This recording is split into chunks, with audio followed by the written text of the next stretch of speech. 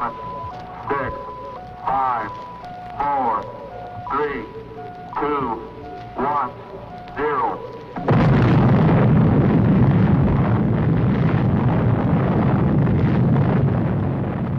Since the splitting of the atom only a few decades ago, and through his God-given genius of science, man, at last, has succeeded in penetrating further and further into the unknown vastness of space. The moon has become the launching base for advanced exploration. From this pivotal point, astronauts, at the risk of their lives, set out to conquer nature's mysterious forces. Yet many questions remained unanswered. What is his Earth in relation to the inconceivable number of other worlds? Is his speed truly the fastest, his achievements the greatest? Or is he a mere unimportant piece of driftwood floating in the vast ocean of the universe? Could there be life similar to our own on other planets?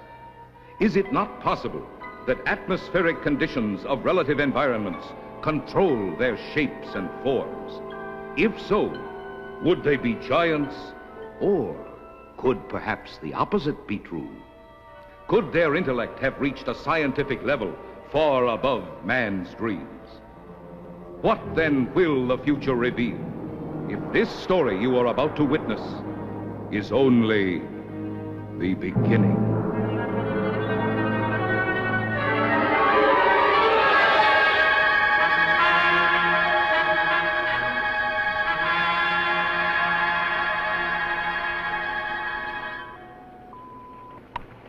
Log entry, Pegasus 3, March 16th, 1980. Captain Leonard, pilot. Lieutenant Webb, navigator. This is the 7th and last day of Space Reconnaissance Research, Flight 361, from United States Air Force Lunar Base 1. We are 21,000 miles from base, bearing at 270 degrees, 23 minutes. Azimuth at plus 46 degrees, 46 degrees, 50 minutes, ecliptic. On routine successive approximation by trajectory computer using data from the space position recorder. It's quiet and lonely out here. And frankly, we'll be happy to get back to that dreary old moon.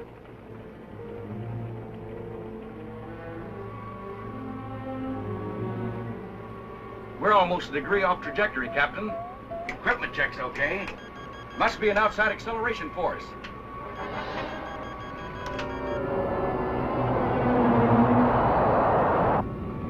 Something approaching fast. I'm setting up auto-evasive pattern. A large planetoid object is on a direct collision course with us. We are under 11 G's exterior acceleration and have no control whatsoever.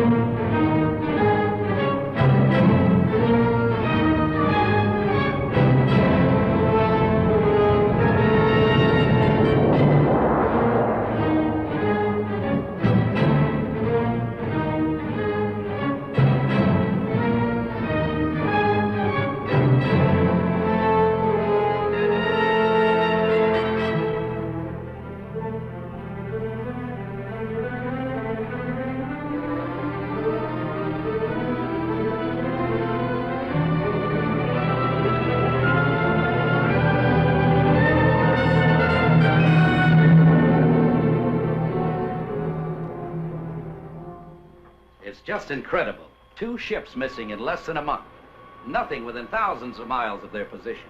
And yet they crash into something that appears suddenly on our radar, big enough to be a planet. And then the next instant it disappears. It's against all theories of space. You get the same reports from bases 2 and 3? It appeared for a second or two, then vanished completely. A ship is on a routine flight. Controls, rockets, everything in order. And then all of a sudden... Yes? General Gibson for Colonel Lansfield from Earth Headquarters. Stand by. Colonel Lansfield.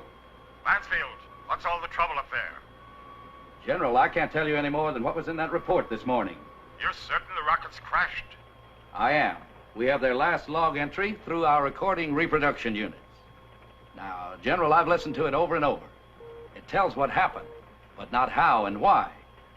What do you suggest? I don't know, General. No doubt the rocket's destroyed. We don't know what we're looking for. This mysterious planet seems to come and go at such speeds, it's impossible to track. Phantom planet, Lansfield. You're a little old to think that, aren't you? This is a capable base, General, run by capable men. Now, there's something out there that isn't supposed to be. All right, take it easy. Send another reconnaissance with Chapman. Chapman? I need him for the Mars project. If this phantom planet thing isn't cleared up, there won't be any Mars project. Send him. Yes, sir. Ask Chapman to report. Yes, sir. Captain Chapman, report to the Colonel.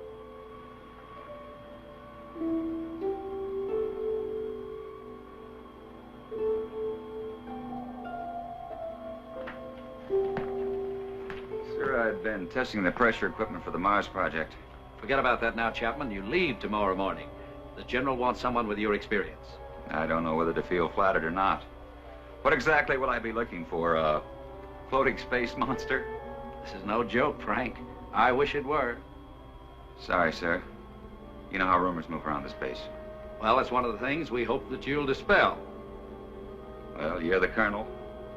I'll take a crack at anything once. And that's about all you'll get, Frank. One crack.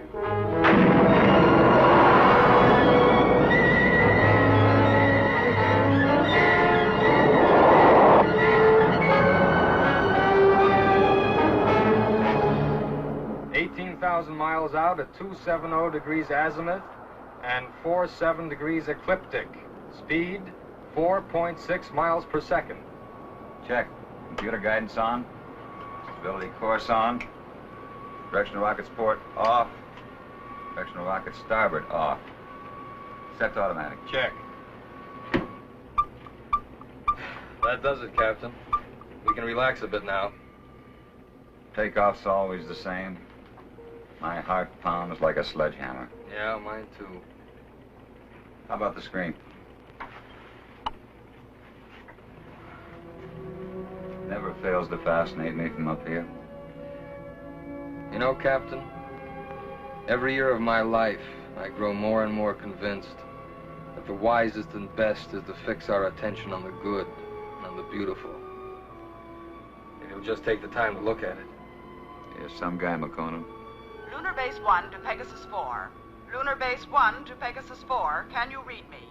This is Pegasus 4 to Lunar Base 1. This is Lieutenant McConan. Colonel Lansfield for Captain Chapman. Chapman standing by. Anything out there, Frank? Nothing, Colonel. It's almost too quiet. Well, keep alert. And don't waver off your course 1 degree, unless you think you're on to something. And if you do get onto something, report at once. Yes, sir. Pegasus 4 to Lunar Base 1. Over. Out. I hope whatever was out there is gone now.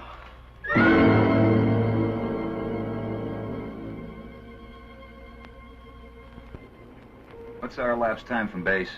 14 hours, 22 minutes, and 30 seconds. You could stay up here another 14 hours and still see nothing. Even 1,400 hours. That's about all we can do, though. Are you sure we're still on course? Why? Well, I have an idea. Turn to 278 degrees azimuth.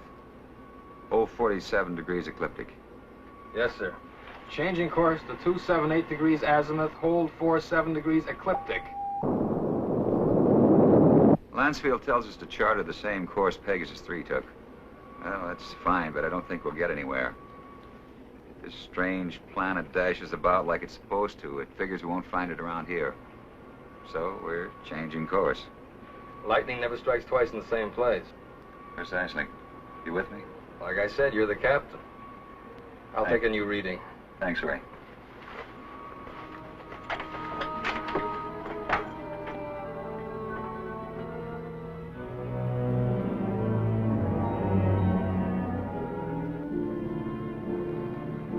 You could go nuts out here just waiting for something to happen. You seem pretty much at ease. Well, I figure it's just the same as fishing. Gotta be patient and wait. Electrostatic meters going haywire. Lunar Base 1 to Pegasus 4. Can you read me? Over. Pegasus 4 to Lunar Base 1. We read you. Over. You are completely off course, Pegasus 4. Check your position immediately.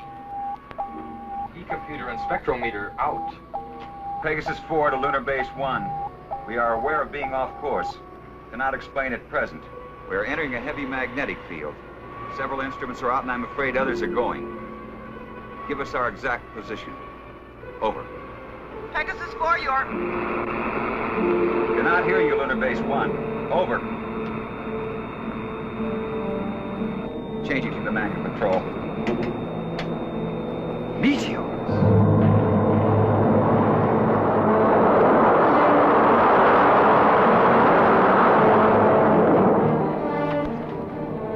Boy, that was close. Yeah, and I'm afraid it isn't over yet.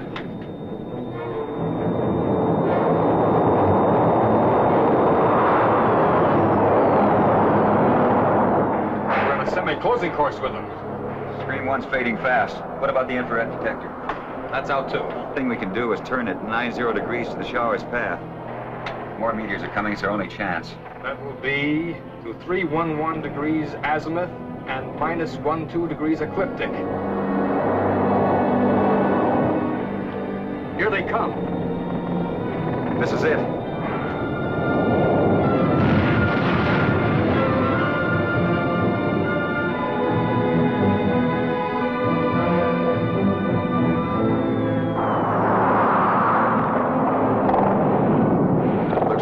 Is over. I don't see a lot of spots. Now, those are ionized trails. They'll persist for a while. Well, let's hope for no stragglers. With these instruments out, there won't be any way to tell if they're coming from another direction. The trick now is to get back to the moon. I think we'll make it. Yeah. Okay, Ray, let's go through a type B check. Aye. Cabin pressure. 20 coming up. Retroport. Positive. Retro starboard. Positive. Main circuit 1. Negative. Main 2. Negative. Now, let's try the auxiliaries. Main 1. Negative. Main 2.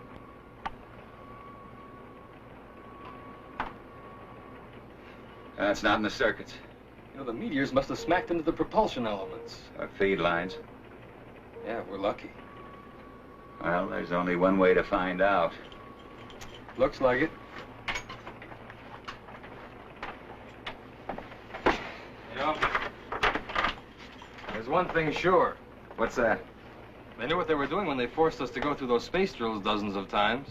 If I remember correctly, you had a different opinion. They don't rub it in.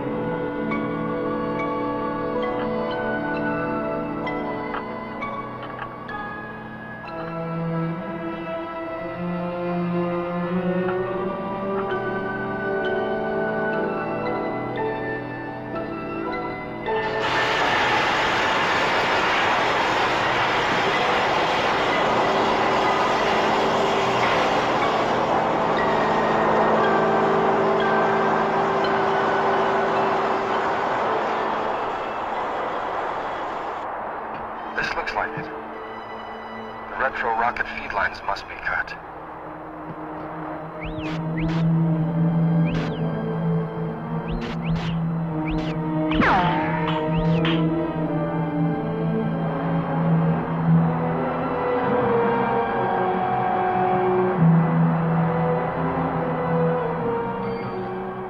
Frank, your airline's broken.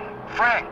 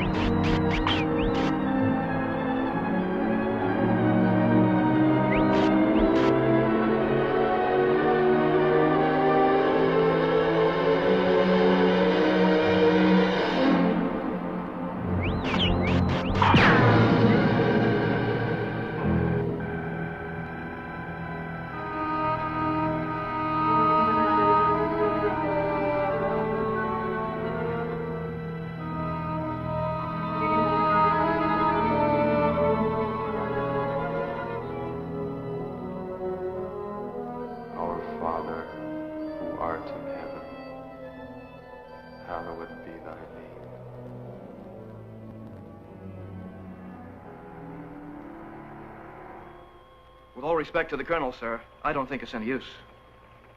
Keep working that radar and keep working it until we locate Chapman. Yes, sir. He's got to be out there somewhere. He just has to be.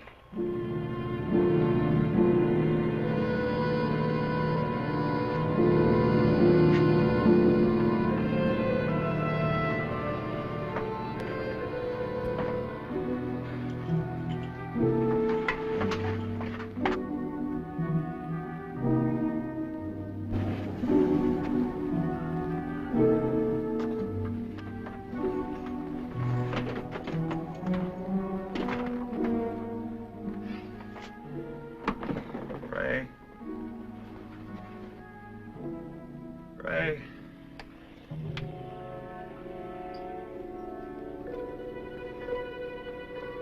Lieutenant McConnor.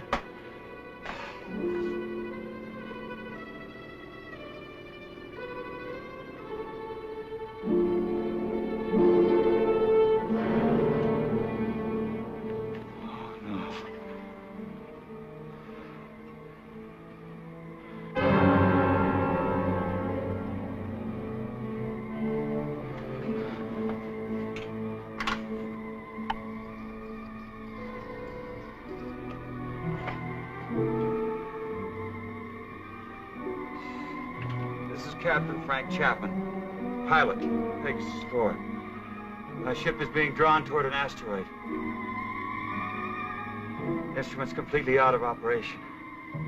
Navigator McConan, lost. I cannot read my position. I'm going to try to land. I don't think I'll make it. If I do, I'll continue recording.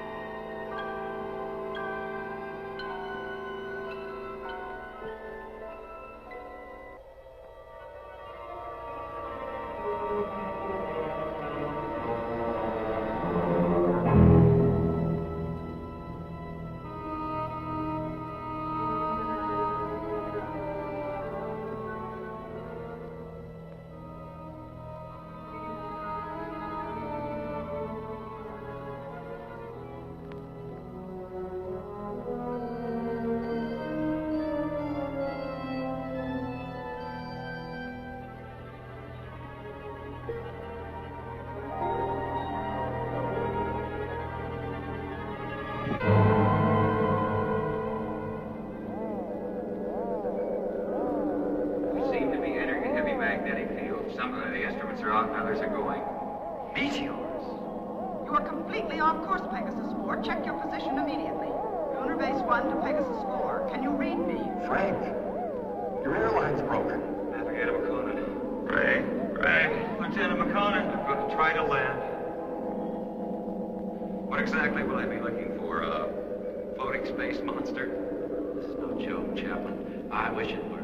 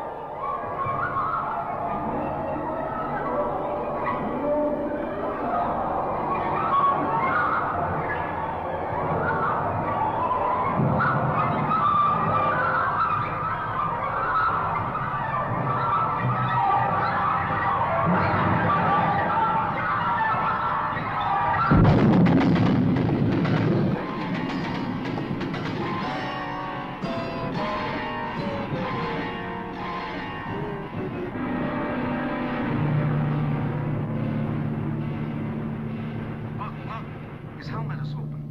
The giant is getting smaller. Will he become our size?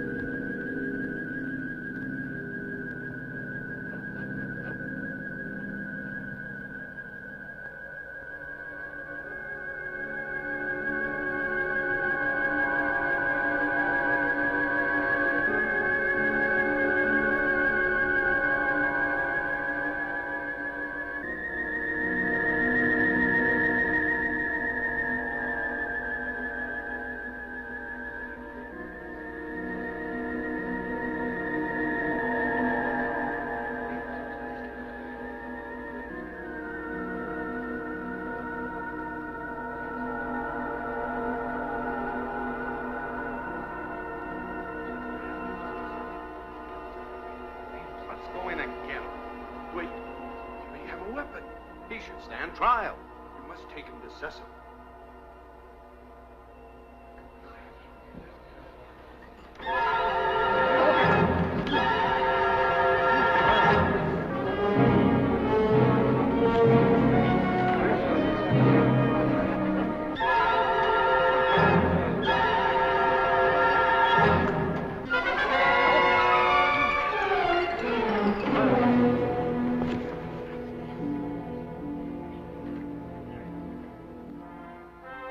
We will begin the trial. Yes, Cecil.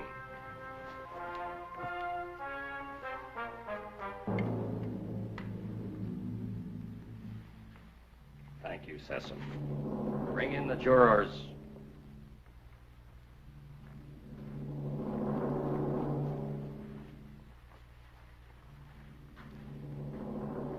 Will Ipsilata step forward?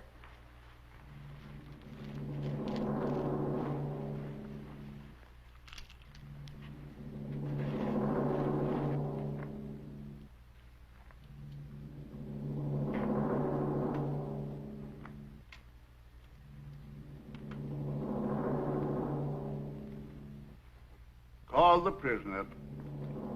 Bring in the prisoner.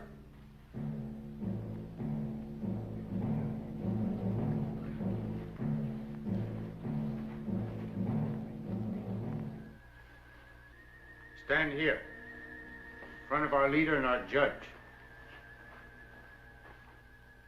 Is the prisoner from another world ready to hear the charges against him? Charges? What charges? I will ask the questions. Are you ready to stand trial? It seems I have no choice. First, I want to know what I'm charged with.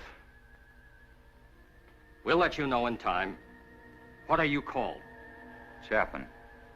Frank Chapman. What is your occupation in the world from which you come? I'm a captain in the Air Force of the United States, a country on Earth, Space Exploration Wing. But you must know about us. You speak our language. We do not speak it. But here on Rayton... Rayton? Yes, Rayton, the name of our planet. Here we are able to translate all languages through voice tone waves. Why all these explanations? Let us go on with the charges. You're right, Heron. This is no time for explanations. Man from Earth, you are accused of causing injury to one of our people. I thought I was being attacked and I defended myself. I didn't want to come to your world.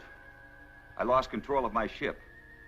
It was like being pulled toward your planet by an enormous gravitational force. You were, when you came into our path of travel. Path of travel. Phantom Planet. We managed just in time to control your landing by releasing the pressure in our space warp. I don't understand. There are many things you will not understand here. Maybe in time you shall. In time? That is correct. The jury will now vote and find you guilty or not guilty for inflicting injury on a Rayton man.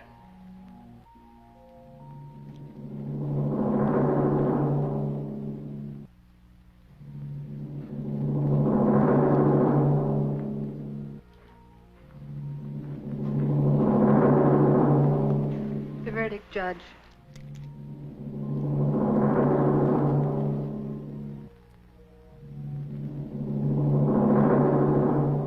I find you guilty as charged. You are now a free subject of Rayton. The jury is dismissed. That is all. You are now a free subject of Rayton. That is not all. Listen, I don't know what kind of a place this is, but you must have some kind of law here. This planet pulled me to it. I didn't come here by choice. But being here, you cannot be permitted to leave. We must keep our security at any cost. So, I must pronounce you guilty. No penalties will be lodged against you. But you must become a subject of Rayton. Trial is concluded. Nothing is concluded. What is this? First I'm found guilty of something that's not my fault, and then I'm set free. Well, free to go where? Back to my world 6 inches tall? Don't worry. No harm will come to you. I'm Liara, Sesam's daughter. I'll show you to your quarters. Well, come. We'll talk on the way.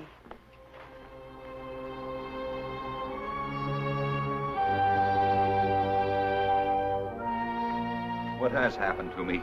You mean your size? Well, our atmosphere, together with some acceleration from our gravitational control, has reduced you to normal. Normal? Normal for us. You see, everything here is in proportion to our planet's size.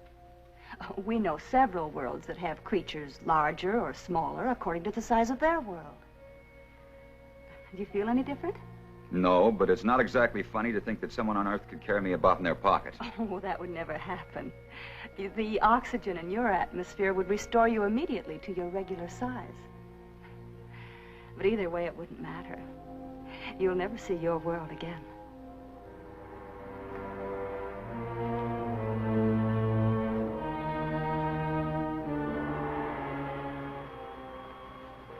Nothing yet.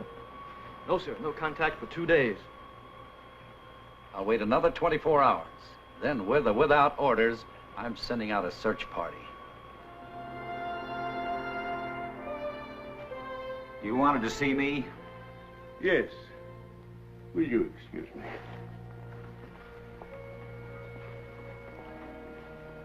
We must talk about your future. Your future on Rayton. My future on Rayton? I want to talk about getting back to my world, back to Earth. I'm afraid that is impossible. You might as well accept your fate of being one of us. And being one of us, you must be productive in one way or another. Well, what is it you want me to do? You must help us to keep spaceships from your world from landing here. But that's my only hope of getting back. Forget about it. 2 ships in my unit disappeared. Did they crash here? Unfortunately, yes. They were pulled into our strong gravitational field. Well, so was I. Yes, but luckily we were aware of your approach and lowered the power on our gravity field. I don't get it. In many ways, you're hundreds of years ahead of our science. Yet you live in such a primitive manner. It may not be as odd as it seems. It's true that our technology may be much further advanced than yours, but then a strange thing happened. Well, what was that? We had machines do all our work.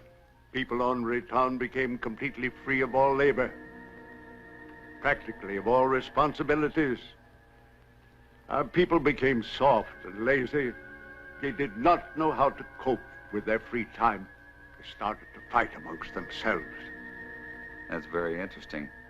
Many people on Earth are beginning to face the same problem. Too much free time, too little work. Problem not at all unique in the history of the universe. Well, what happened on Rayton? Our forefathers then made a wise decision. They returned to, as you say, our primitive ways. The Raytons again had to toil for their living. They became much stronger, much happier, much more valuable. But you didn't forsake all of your scientific achievements.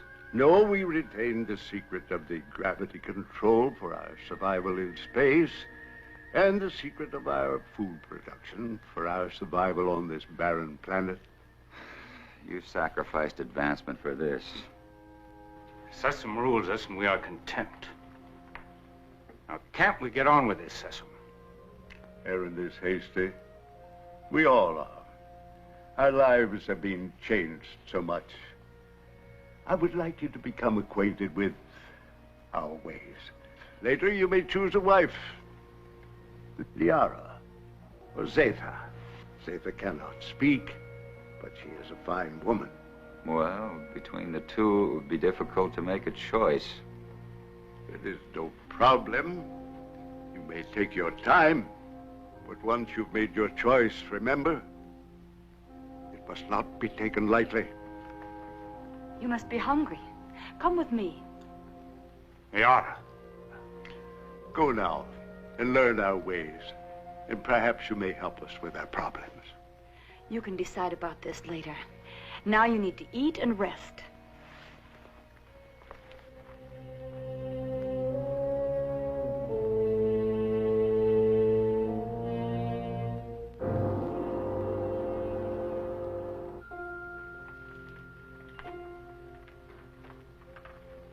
This is good. What is it? Well, I think it's the equivalent of your breadfruit. We made it chemically for you since nothing grows here on this planet. Oh, here. Drink this. It's good for you and it'll help to make you rest. You need it. You say nothing grows here. Well, then how do you exist? Well, our bodies are so constructed that we need very little food because of the air we breathe. Feeling better now? I hope so. Yes. But I'd like to get out of here. You're a strange one, Frenchman. I'm a strange one. What about everybody else? And don't call me Frenchman. My name is Frank Chapman. 2 words. Yes. Frank Chapman. No, I'm sorry. I didn't mean to be so rough. It's just that well, this is so new to me. You know what I'd like to do if I had a choice? What? I'd like to return to my ship. Well, that's impossible. Then you see, I'm still a prisoner. Not at all. You're free to go anywhere here on Rayton. Except to my ship. Your rocket is no longer on this planet. It was sent off last night while you were sleeping.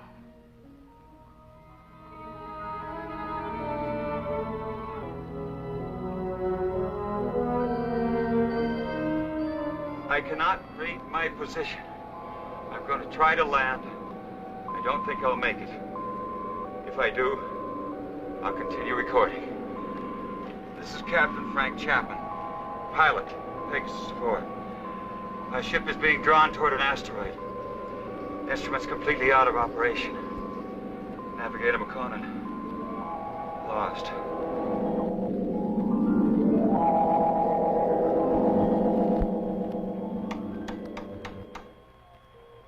Sir, unidentified object on screen.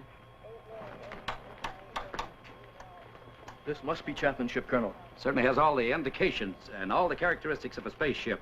And no other unit of ours is scheduled for flight in this area. Any contact? None, Colonel. Just static. His auto emergency transmitter should be on full blast. I'm tuned to all Pegasus frequencies, sir. So are the automatic relays on Earth. Good. This must be Chapman's ship.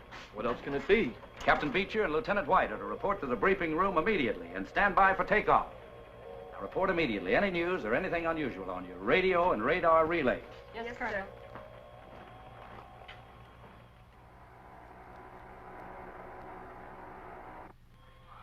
The rescue ship is in the countdown phase, sir. They're waiting for your final operation orders. Put me through to the captain of the rescue ship on launching. Yes, sir. Beecher, this is Lansfield. Yes, Colonel. Beecher, your final instructions are being teletyped on your recorders. Yes, sir. As you know, something unusual must have happened to Chapman and McConan. And I don't mind telling you that it's of greatest importance to space travel that we find out exactly what happened to these two men. So blast off and good luck. We'll do our best, Colonel.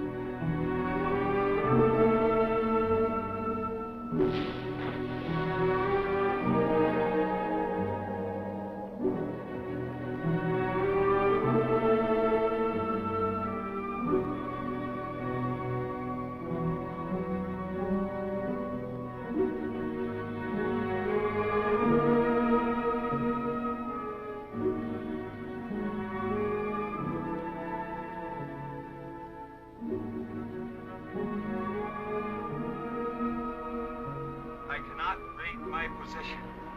I'm going to try to land. I don't think I'll make it. If I do, I'll continue recording. This is Captain Frank Chapman, pilot, Pegasus 4. My ship is being drawn toward an asteroid. Instruments completely out of operation. Navigator McConan, lost. Pegasus 4 to Lunar Base 1. Pegasus 4 to Lunar Base 1. This is Captain Beecher, over. Lunar Base 1 to Pegasus 4. We read you, Captain Beecher. Good work. Stand by for Colonel Lansfield. Beecher, how are they? They're not. I mean, there's no one on board. There isn't a sign of life. Two men just don't get up and walk off a rocket in the middle of space? No, sir. Then what the devil? Chapman recorded a final message, sir, but it doesn't make sense. Our repro units are picking it up. We're examining it. Can you bring her in? I'll have to check out the instruments, but I think so. All right, give it a try. White can bring your ship in. Yes, sir. And Beecher. Yes, sir. Good luck.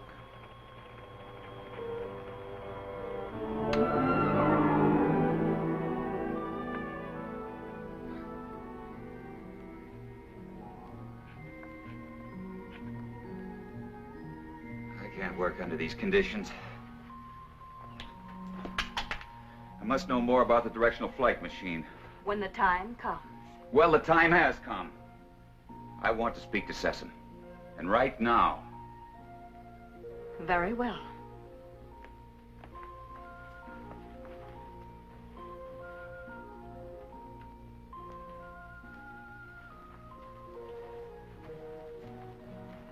Father, Frank Chapman wishes to speak with you. Do you want to talk about Liara? That isn't what I came here to discuss. My work has reached a stage and I need to know more about your gravity control. It is too soon. Now, how do we know he's not a spy for the Solarites? You're too distrusting, Heron. All right. You may see it.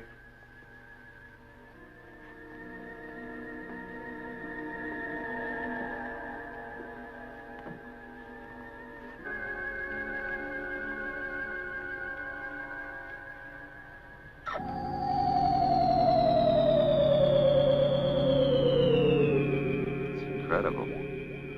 But how? The high density of our planet made it possible for us to advance gravity and therefore anti-gravity theories. It's beyond me. Einstein was working on this problem, but he died before he could complete his investigations. What causes Rayton's high density? The atoms on this planet have narrower electronic orbits than the atoms on most other planets. The smaller they become, the easier it is for us to control and take advantage of positive and negative gravity. But why is Rayton getting smaller? This planet is slowly using up the energy that holds the atomic particles together. You mean you might disintegrate into nothing? Yes, someday. But it will not be in our time. Well, I guess it's the same as on Earth. We don't seem to worry that our sun might be cooling off in many millions of years. The danger for us is that sudden bursts of concentrated heat directed on our Rayton might suddenly speed up the process of time. You think that's possible? And we have enemies who want our knowledge of gravity and who know our weakness. You're expecting an attack? When you have enemies, you always expect an attack.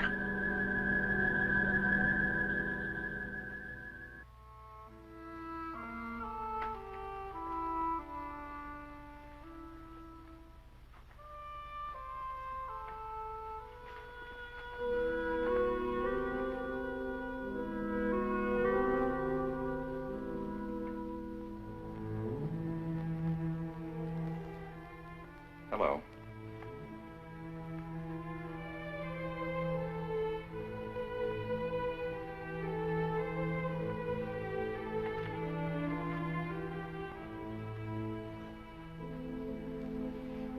I'm going to take a walk. Would you join me? Come on.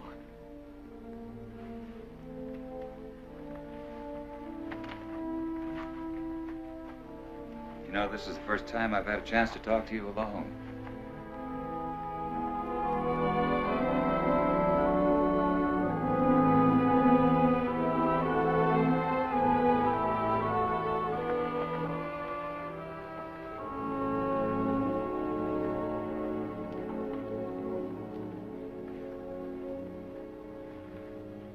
How is it you're more different than the others?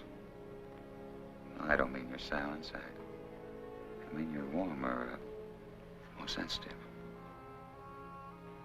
That wasn't really a question, because I know you can't answer. I just wanted you to know how I feel. It's a strange world. I don't want to hurt Liara. You don't either, do you? I like you.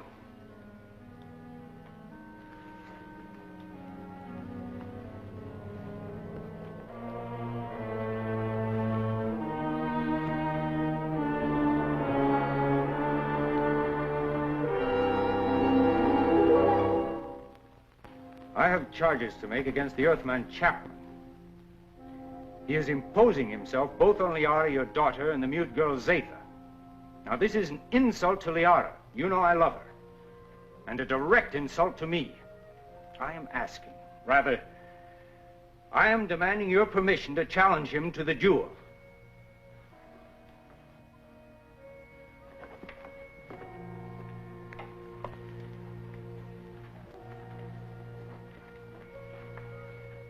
You sent for me? Yes. I have reports about you that are not good. That you're causing much trouble. What am I supposed to have done now? You are forcing your attentions on Liara, and then on the mute girl Zatha. That's not true. Why don't you ask them? He lies. Silence. Is it true? Has he forced himself or his attentions upon you? Why would she admit it? Perhaps she's afraid of him. Being mute, she's unable to defend herself. Maybe she's protecting me. Listen, I'm not going to be put on trial or questioned by you or anyone else for something I haven't done. You know, buddy, I don't like you. Maybe it's a carryover from Earth and not good taste, but I'd like to hang one on you. Chapman, Harron has challenged you to the duel of Brayton. Do you accept his challenge? A duel for what? What kind of a duel? This guy doesn't look very honest to me. A duel of bravery. You know, Mr. Sessom, maybe this duel business is a good idea. Might clear the air a little. So how do we go about it?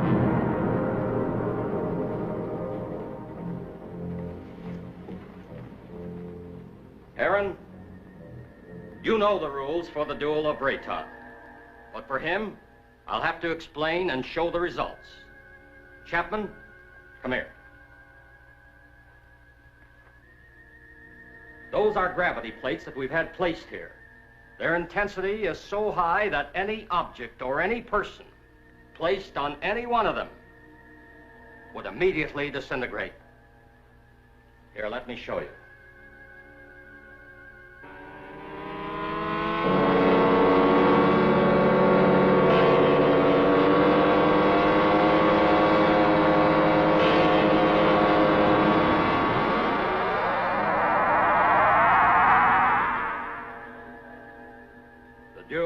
Rayton is one of physical strength and skill.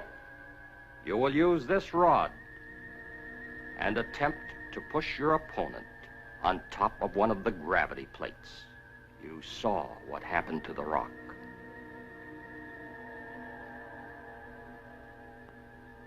Get ready.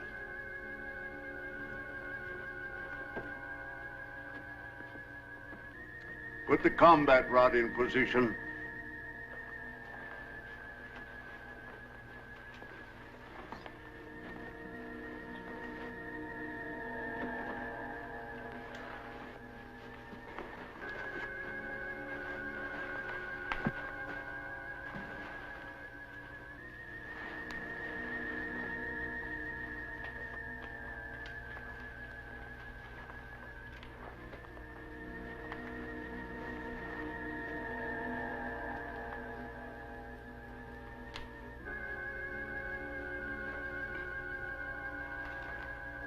At my signal, you will start the duel.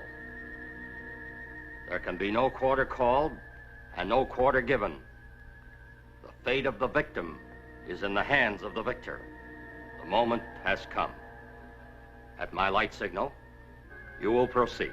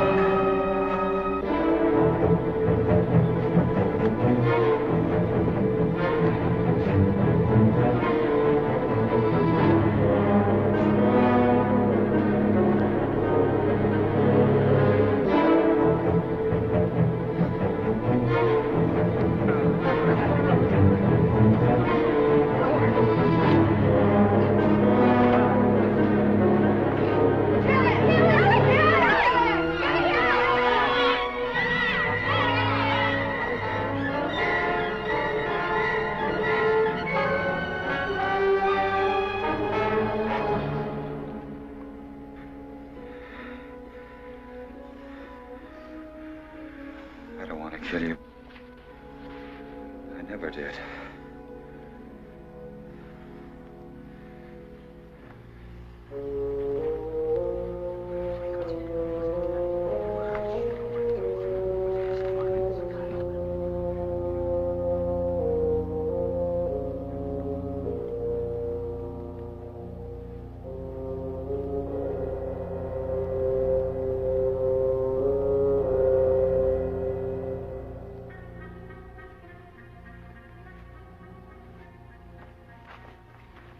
Why didn't you kill him?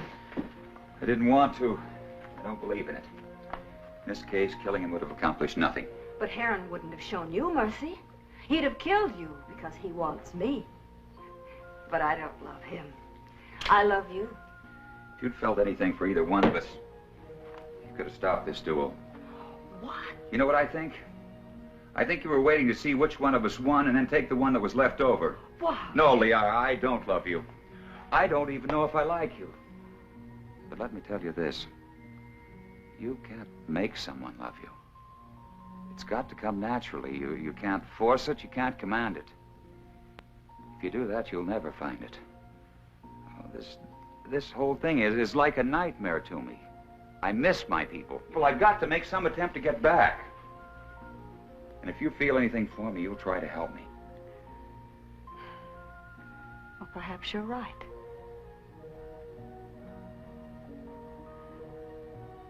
Maybe I can help you.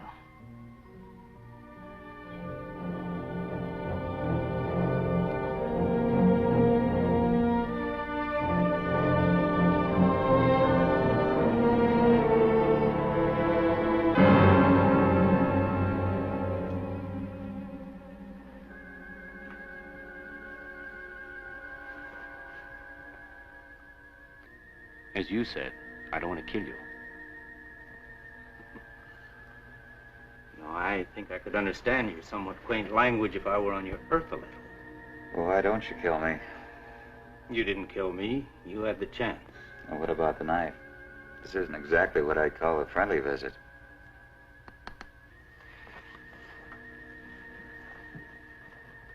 If you help me, I have a plan whereby I might help you to leave our planet. Perhaps it will work. I don't see how this is possible. What about my size? I inspected your giant suit. And the oxygen tank holds air from your own world. Now, isn't that right? Yes, of course, but why? No, never mind that. It's not important now. You see, the whole plan is based on the theory that your people are searching for you. Now, I must get you back before they attempt to find you here. I know they've been searching and will eventually zero in on this planet. I think I can get you back in time. Yes, but you're doing this because of Liara, aren't you? Yes, I am. I'm in love with her. I don't think she loves me yet, but perhaps with you gone, she will see things in a more realistic light in time. Well, how can we get my suit into the open? I have some men I can trust. Incessant? No. You must never know. Otherwise, we both will be put to death. 2 nights a week, I'm alone. In complete charge of the Master Control Center. Can one man handle it? Yes. And on one of those nights in the near future, while Sesame is sleeping, I will maneuver Raytown within a distance of your Earth's moon. You think they'll be able to see us? Precisely. They will investigate and find you.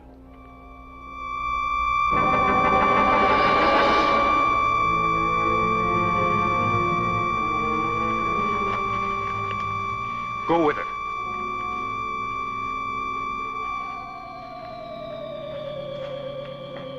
What is this? What's happening? The siren means we're being attacked. Attacked by whom? Attacked by whom? The Solarites. We've been here too long. They've discovered our position. Who are the Solarites? I've no time to explain. I must help Sesame. What will this do to our plans? We must fight this off or no one will have any plans. Is everyone underground? Yes. Let me go.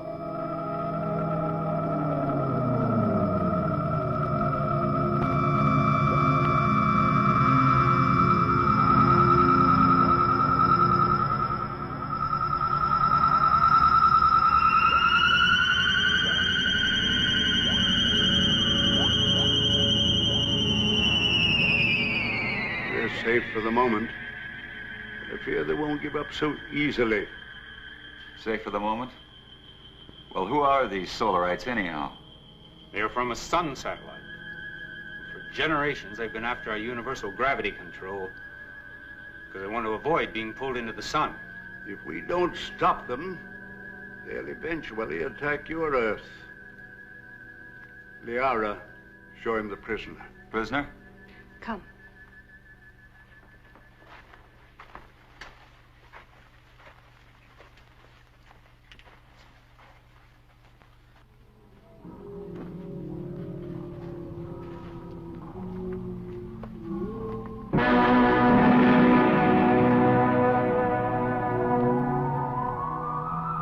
That's a Solarite. Yes. He was captured during the last war. The only one of their monsters that didn't die in the attack. When did this attack take place? Several years ago, when Zatha was a little girl. That's when she lost her voice. What makes those rocks disintegrate? It's as if they were hitting some invisible wall. That's exactly what it is. The monster is so strong that he would smash any ordinary structure. Now, what you call an invisible wall is really another way that we use our gravitational control. Now, by using a high magnetic field, we can lock molecules so closely together that they form a solid wall.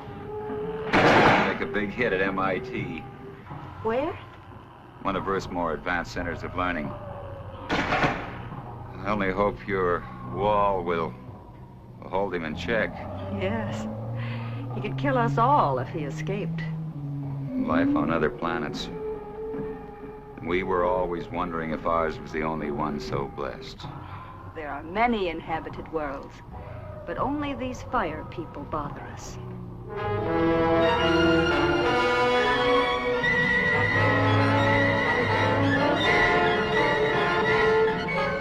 have been sighted by the enemy. They are forming a concentrated attack, pattern 6, vernier index 1-2. 6? They never attacked on that one before.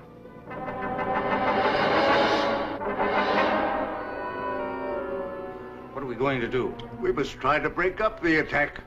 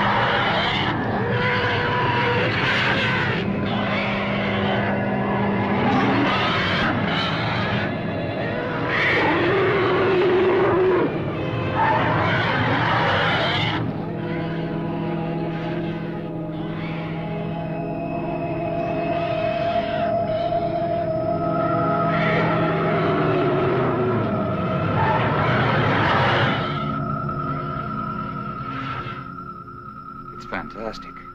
We can do one of two things. Outrun them or fight them. Well, breaking up a formation is one thing, but how can you fight them? Do you have a chance? We have to settle that once and for all. Living in constant danger isn't worthy of us. But don't forget, we still have the gravity control. The greatest danger to us is the high-intensity heat bomb. That's right. They have enough concentrated heat to blow up our planet instantly. What would you do? I would fight. And you? Fight. Right. That's exactly my decision. Prepare for battle. Sharp acceleration for attack position.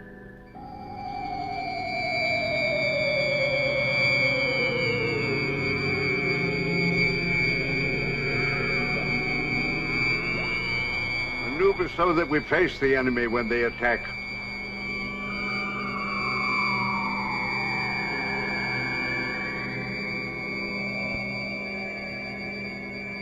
Aaron, Alert our units to be ready for frontal attack. All units, prepare for frontal attack.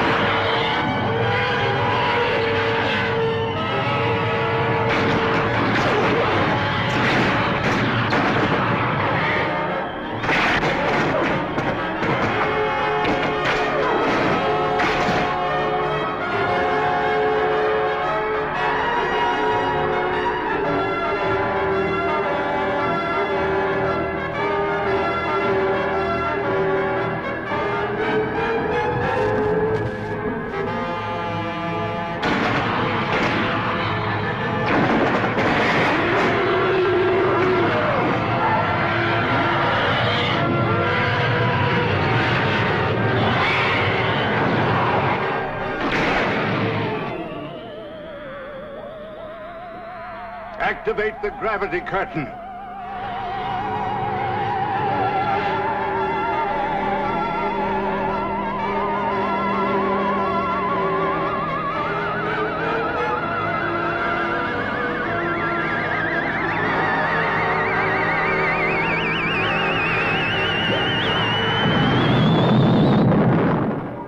Oh, it was a magnificent victory.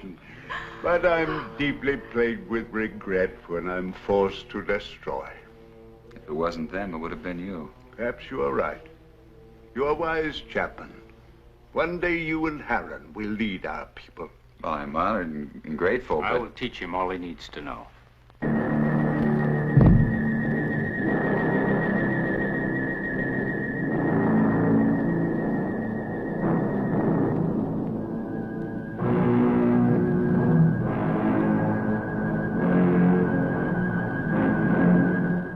Where's Zeta?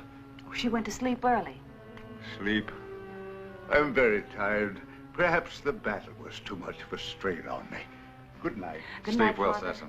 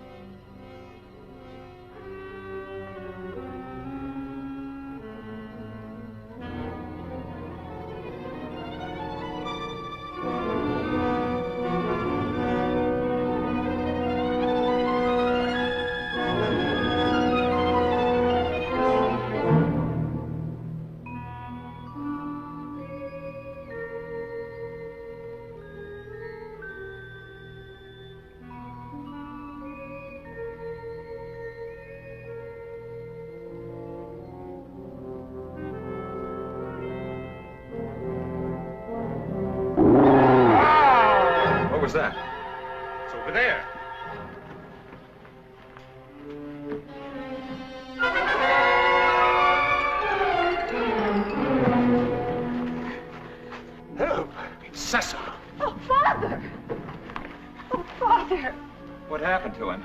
I think it was a solarite. Are you all right? I What happened? don't know. Was it the solarite? Did you see him? It was terrible.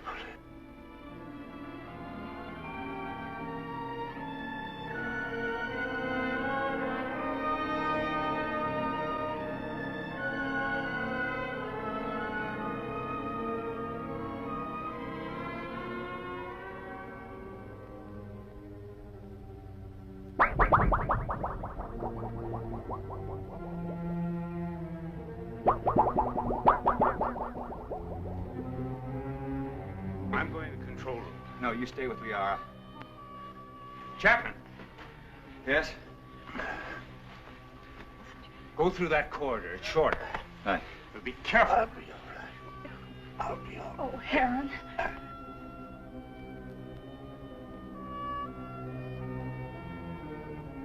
Zatha, are you all right?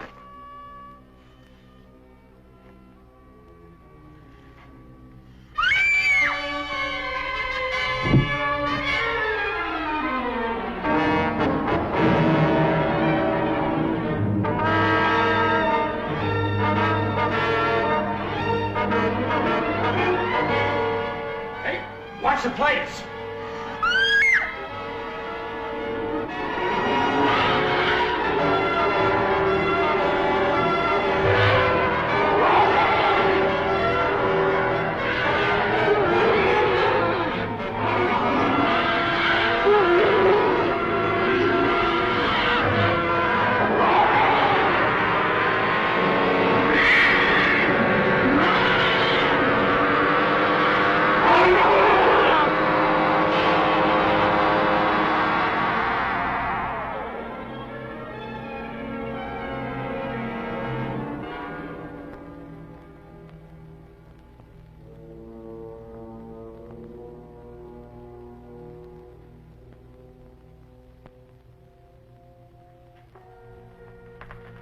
How's Sessom? It will be all right. Liara's with him. I'm glad. You still wish to return to your world? Yes, but... Well, then tonight's the best time. You see, the chaos of battle has brought us closer to your moon than we've ever been. It'll be a simple task to maneuver Rayton slowly and steadily even closer, and the risk will not be so great because the travel time will be short. And we'll be well within the range of Moon's radar. Yes, but we cannot go unnoticed. Now, as soon as we're within range of your moon, my men will carry your suit out into the open. Now, if your people come to investigate, we'll pull them into our gravity and direct their landing. Meanwhile, you will enter your suit, seal it up, so that you're not exposed to our atmosphere and, well, the rest you know. Where shall I meet you? In the control chamber. Someone will come for you.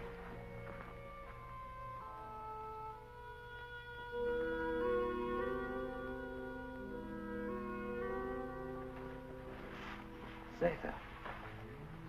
It's you. Yes, Frank Chapman. But you can talk.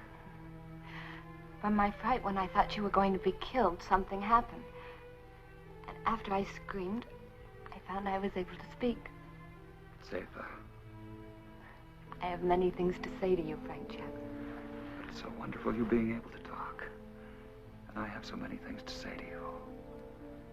Oh, everything has been terrible. You're so lovely. You have such an adorable little face.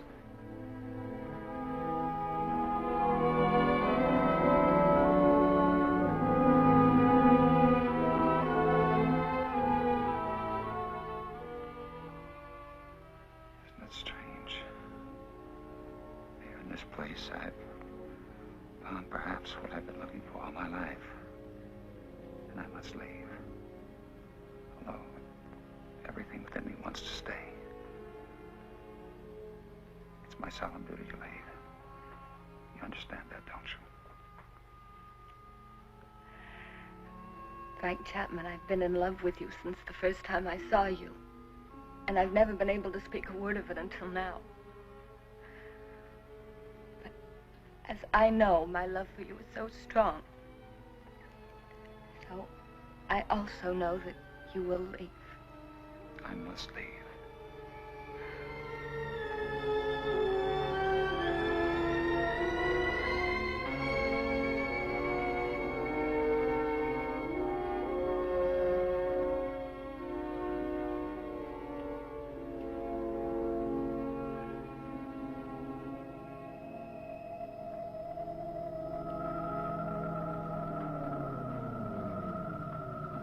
Good, you're on time.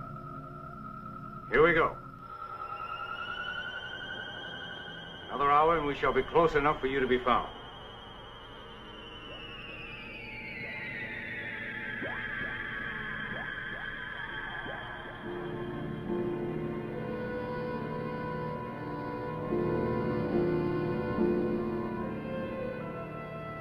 Lunar Base 1 to Rocket Ship 380. Over. This is Rocket Ship 380 to Lunar Base 1. Over. Radar has just picked up a giant asteroid. Identity unknown. Cannot find any record of it in the space charts. The Phantom Planet. Give us exact position of asteroid. 9 degrees in northern cluster field, and I have an order from Colonel Lansfield. You are to land on this asteroid and send White to investigate. I hope you will find happiness back with your people. You would be my happiness. Here or there. Frank Chapman, please. You must take the stone. It will be a good luck charm. Hold on to it. It will help you to go back safely to your people. Keep it. And remember my love. Yes, Zeta. I'll keep it forever. We just confirmed it. A rocket similar to yours is heading in our direction. I hope it won't crash. Don't worry. I have the best men on gravitation control. And I have another man who's coming to help me turn on the oxygen tanks as soon as you're in your suit. Thank you, Han. You know, we've become friends here. Good friends. We would have become friends anywhere. Your planet or my Earth. I wish you and Liara much happiness.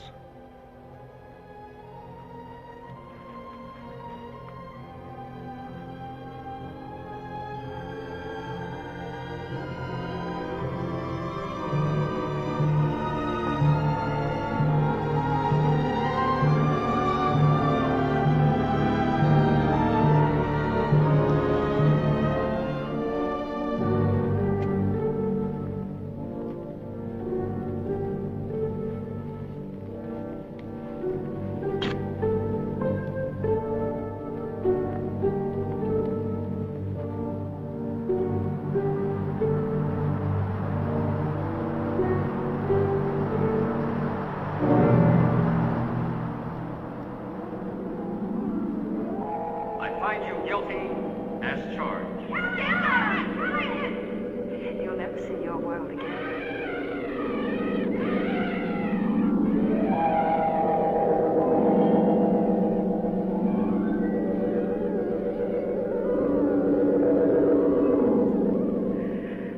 Frank Chapman, I've been in love with you ever since the first time I saw you. Chapman. Chapman. White to Beecher. Come in, White. I found Chapman. He's alive. But there's no trace of McConan. Where's McConan? He's dead. He's gone.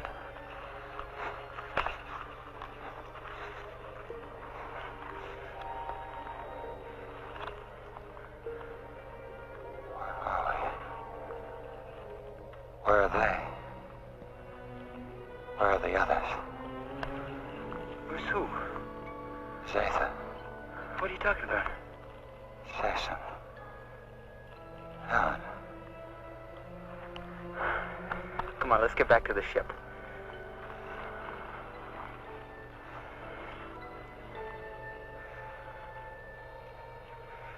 White to Beecher. I'm bringing him in. He seems to be all right. He said McConan is dead. He keeps talking about other people. I think he's in a state of shock. Do you need assistance? No, Captain, I can handle him alone. You know, Frank, you're a lucky guy. This is a wandering planet. Could have carried you anywhere. I'm sure glad we found you. Zeta. Where is she? What you need is a rest.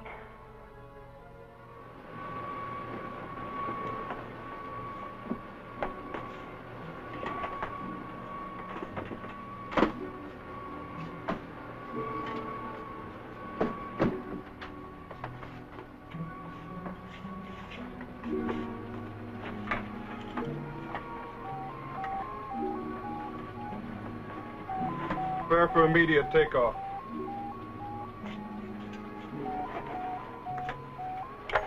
How do you feel, Chapman? I don't know. I don't understand. It's unbelievable. We'll get you back to Moon Base for a thorough examination.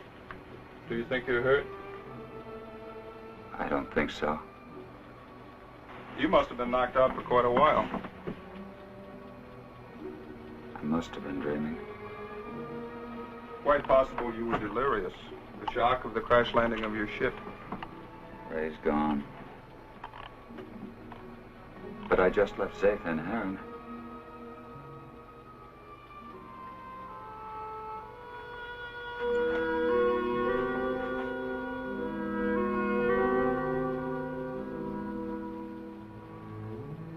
She had such an adorable little face.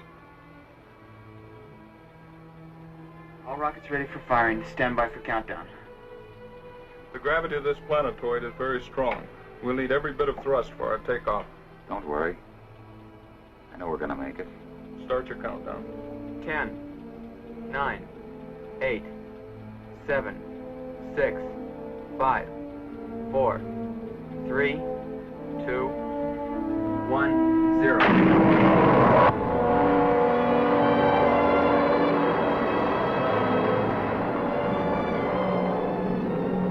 Cut off power.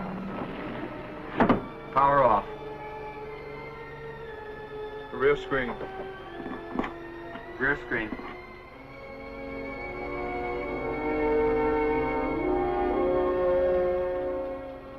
No, now they'll never believe me. Even with this, they'll never believe me.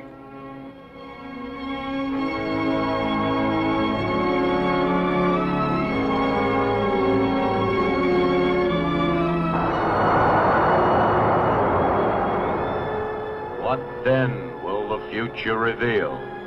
If this story is only the beginning, only the beginning.